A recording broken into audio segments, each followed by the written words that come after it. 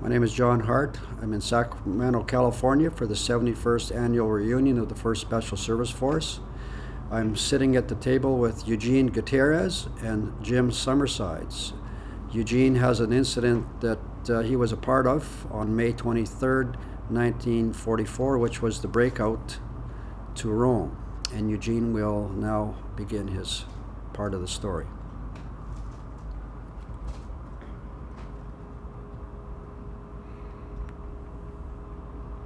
I'm Eugene Gutierrez, a former member of the 1st Special Service Force, an international unit activated July 1942 in Helena, Montana, Fort Harrison. I was a member of this fighting unit during our fight in Anzio. On or about May 23, 1944, I volunteered to go behind the German lines to retrieve one of our comrades who was wounded in action. He had been placed under a culvert for the purpose of protection when the unit advanced so quickly that they left the flank open and Germans infiltrated through the back and did a lot of damage to the unit. This buddy of mine was so seriously wounded that they couldn't bring him back. So about 10 o'clock that morning, they asked for volunteers on your own to go behind the lines and bring back the wounded warrior of the 1st Special Service Force.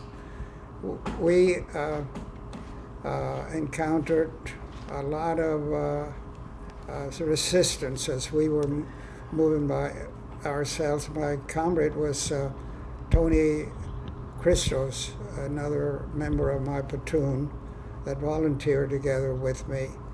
And as we were advancing toward the location, we were met by one of our machine gunners who was still shooting at the Germans when we arrived. He said, "You guys better lay down because there's some snipers around here and they've been shooting at me for quite a while. And I've been shooting back, but I haven't been able to get anywhere. So if one of you would like to come and take the machine gun over, and then I can go and look for that sniper." So I said, "I'll volunteer, I'll take the gun." And he indicated the area that he wanted me to keep with the fire going on. Now, I had a Red Cross helmet and a Red Cross armband in my arm, so I removed them because according to international protocol or rules, you cannot be Red Cross people cannot be fighting, cannot carry guns. So after I kept shooting for about 15-20 minutes, he came back and says, "Well, you guys can proceed. The sniper that was shooting at us won't be able to do it. I eliminated him. So you guys keep going, but you're going to have to crawl about over 100 meters because the firing is so heavy here and there's a lot of flak going on." So we got down and crawled for about 20 minutes until we reached the body that was wounded. And as we were taking care of him, putting him on our stretcher, I noticed that his stomach was wide open and part of his guts were spilling over. So what I did, I put his intestines back into the body, and then I told him, "I want you to cross your arms from one side to the other and hold on real tight to your clothes and don't turn loose because we'll be putting you on a stretcher. And then as we are going back, there's going to be a lot of running and a lot of movements." So we proceeded, and no sooner had we left the culvert and a German tank approached us. And so I told my buddy, oh, this is a lot of trouble for us. Let's see what we can do. So we started to move around the bushes, the trees there, hiding from the tank, but he kept looking and looking, and he just moving that gun on the tank up and down, sideways, looking for us. Finally, we lost him, or he lost us, and we proceeded to a farmhouse. So I told Tony, let's head for that farmhouse. Maybe we can get protection there. And we entered into the farmhouse, and then I heard a noise in the back, like they were broadcasting, and it turned out it was one of our tanks that was behind the house. So I told Tony, let's just lay down here as low as we can and see what happens. We know that the German tank had zeroed in on the broadcasting or the communications that the tank was sending out. So no sooner had we laid down, he started shooting armored-piercing shells through the house, and it was so dusty inside with debris falling all over, and we wanted to protect the wounds of my buddy. So I told Tony, you lay across here at this end, and then I can lay on top of you and cover the other side of his wounds so that he will not be receiving any of the dust or any of the bricks or pieces of cement flying over. So we got so low that I think he was shooting at about 3 feet high, and those armored-piercing shells were just going right through the house, and it began to crumble a little bit. At that moment, I heard noise. 2 airplanes, P-51s, that were flying cover for that breakthrough. And as we heard the guns going off from the airplane, and they made 2 passes, and I believe they quiet or scared or knocked the tank out. And then I told Tony, let's go out the back door and head back to our lines.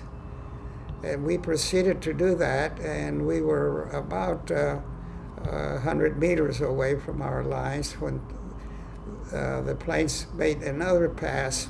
At this time, they were at about 200 or 300 feet off the ground.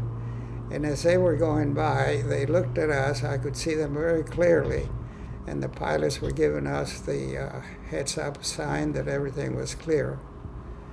And we were very, very lucky that none of us were wounded from the shrapnel that was flying all over. We got to our lines and then put him on a Jeep with a stretcher, and he was taken to the first aid station. And after that, I cannot recall, I never did get any names or who it was. We were so busy, concentrated on keeping him safe and bringing him back to our lines.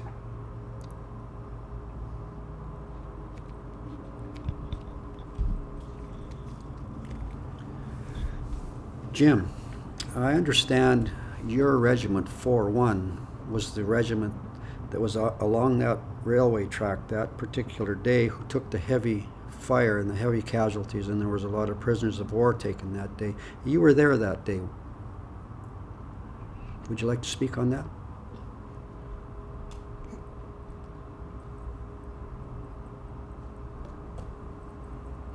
Yes, I was there, and amongst all the things that were going on, I saw this American Sherman tank pull out from behind a farmhouse, take a quick shot towards the enemy, pull back in. And I was sort of fascinated by the idea that here was a tank taking chances like that when apparently there was nobody or anything around ahead of them. And I often wondered about that. And although I have known Gene for a minimum of 30 years, maybe more, I never realized that Gene was in that house.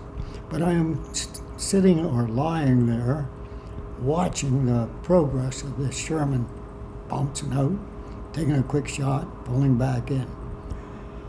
He pulled back in this once and perhaps didn't get in far enough, and we assumed that the muzzle of his 75-meter gun was millimeter, pardon me. That 75 was perhaps showing out the edge. And the next thing we know, there's a shell bursts out of the back of the house. There was a smidgen of dust in the front. The shell went through the house, completely through the house, and it struck that tank and exploded the tank.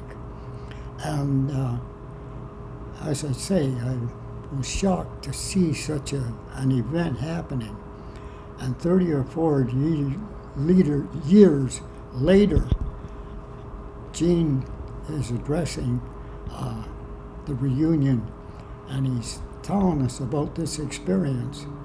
And I'll be doggone, I was watching that experience.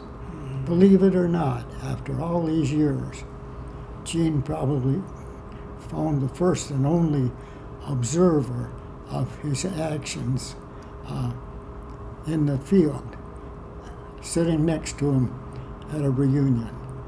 And ever since I've known him, we've always talked invariably, as veterans do, about their experiences. And this had never come up in any of our conversations. Gene? Buddy? Thank you. Thank you. Hey, buddies. You were my eyes at that moment, and Well, I saw what I didn't believe, but I have many times used it as an instant while I've been talking to school kids, and I don't think anybody ever believed me. But I saw it with my own eyes, and this gentleman was participating in that. Fantastic. thank you, Lord. I think Yeah. it's God sent that we got It what is. we did. Well, it's been from 44 to the present time, was that 74 years ago that it happened, roughly? Yeah, what 73, it is? 74 years. Yeah. And no one will probably believe us, but it happened. Yeah. Um, Yeah, the fight in there was very heavy. It was. It was. Because the Germans had infiltrated the rear of the First rear. Regiment. Yes, they had. Yeah. And we that- didn't realize it at the time. That happened because the First Regiment moved very fast. They were not wasting any time. It was another division on the left flank, and they were moving very slow. Very slow. And if you compare the size of a division, which is an average of maybe 12,000 men, we were only a small unit. That's right. We started out with 1,800 combat troops, and by the time at Anzio, I think we were 50% under strength, I think at so. least. At least, yeah. And those of us who made it to Rome were few and far between, but Yeah. a grateful bunch. Although, as I said, it's hard to believe, but may God strike me dead if it's not true. Yeah.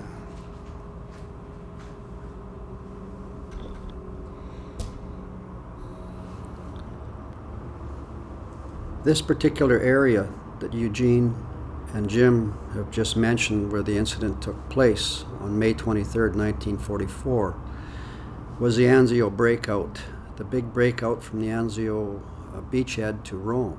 And the 1st Special Service Force had a quarter of the beachhead for 99 days prior to that point. And 1st Regiment got way ahead across the Appian Way, the oldest road to Rome. Their line of attack was just south of that. They got up to the railway tracks. The Mussolini Canal was about 500 yards to the east. The Ninfa overpass was about 1,000 yards, maybe more, to the west, where the tanks came across on that overpass, and they came across the tracks as well. And this is an area we found in 2013 when we were over there looking for this particular spot, and we did find it. And at that point, we knew it was the breakout area. There was a farmer who owns the land who came out, and he led us onto his property to do the visual on it and walk from one end to the other. And he told his stories of his grandfather that related the stories to him of the tanks that went through that field during this period, and the firing and the intense activity that went on through there. So with all that we know with our research mapping coordinates, we know this is the area this took place. And for Eugene and Jim to have this experience at this place was something we never expected, and here we are today. It's all worked. It feels it's the same place that this all took place, and we went over that a couple of times with Eugene a few years ago when we were back in 2014. We went back to this place, and Eugene had the similar experiences to what he's related to today, but only today it's a little more profound with the addition of Jim's account. Thank you.